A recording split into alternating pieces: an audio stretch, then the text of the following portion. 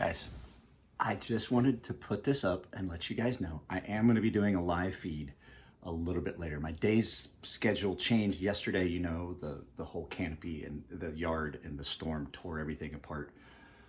I've been trying to get things cleaned up because it's not as windy. It's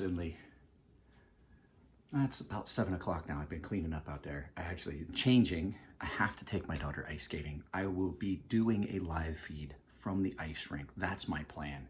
So hopefully that's the plan if I have signal. If not, it'll be when I get home around 11:30 or so. So guys, I apologize that there wasn't a video that went up.